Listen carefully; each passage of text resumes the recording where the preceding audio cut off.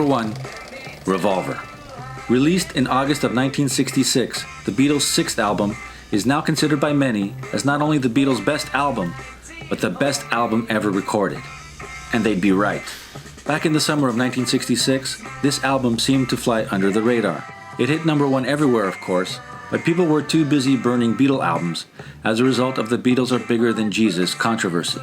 Also, the Beatles didn't perform any songs off the album on their final tour. Only the single, Paperback Writer, got any promotion from the band, which is unfortunate because Revolver was the album where everything changed.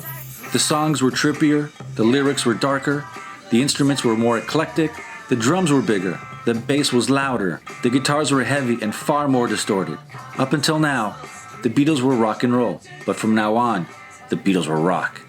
Drugs and death were the major themes of Revolver.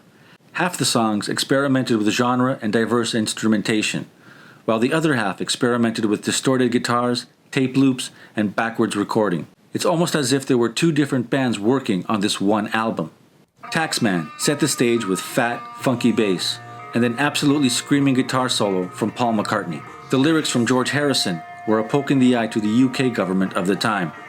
Eleanor Rigby is about loneliness and death and performed by a chamber orchestra.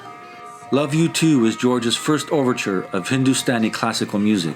Yellow Submarine is an instant children's classic and is the prelude to the psychedelic musical theater of Sgt. Pepper and Magical Mystery Tour. It's also one of Ringo's best vocals, and it was the inspiration for the classic animated movie Yellow Submarine. She Said is my personal favorite on the album. This John Lennon song is pure sonic boom. This is Led Zeppelin 3 years before Led Zeppelin. It's the heaviest Beatles song, only outdone by Revolution 2 years later. We also get the brilliant dual guitar solos of Engelbert Can Sing, McCartney's Beautiful and Sad for No One, the horns of Got to Get You Into My Life, and it's all topped off with Tomorrow Never Knows, the single greatest acid trip set to music in the history of rock and roll.